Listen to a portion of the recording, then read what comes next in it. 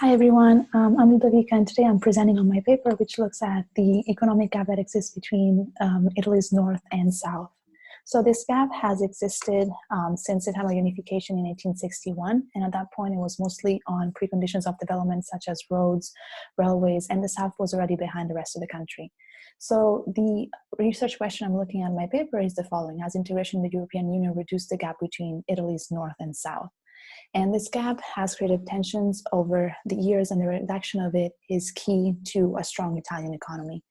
So the argument I'm making is that integration has not been effective in reducing this gap between Italy's north and south, mostly because the European Union hasn't been able to tackle this form of corruption, which is fomented by organized crime, especially in the south of the country, and also because the European Union hasn't been able to change the citizen civic character, which is something that Robert Putnam calls civicness in making democracy work, which is basically civic engagement and involvement in political, economic, and social life of the country.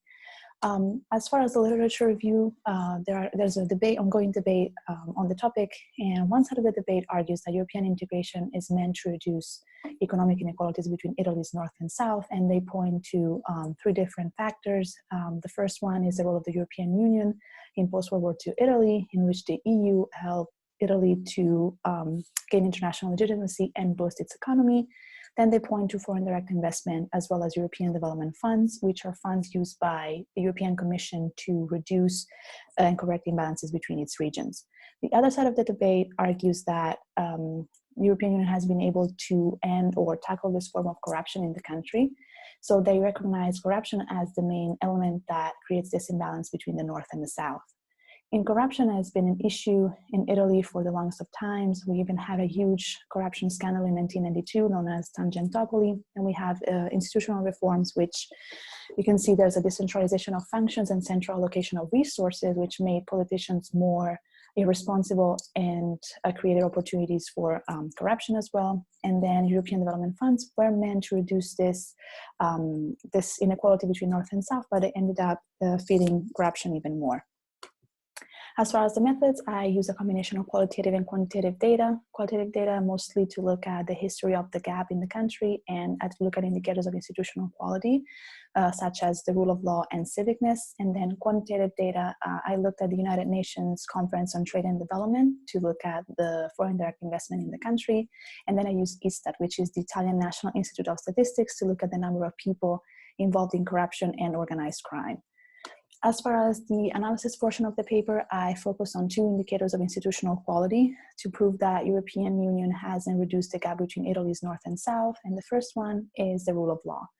The effectiveness of the rule of law has been challenged by the presence of the mafia. And the mafia is found both in the north and the south, but in the south is basically very prominent. And the problem with that is that there's some kind of social acceptance and consensus around organized crime. And there's this saying, which I think is really important because it captures the situation, which says, La mafia dà il pane, lo Stato lo toglie, which translated means the mafia gives the bread, the state takes it away, which really shows this sense of distrust and diffidence towards the state and this sense of consensus around organized crime.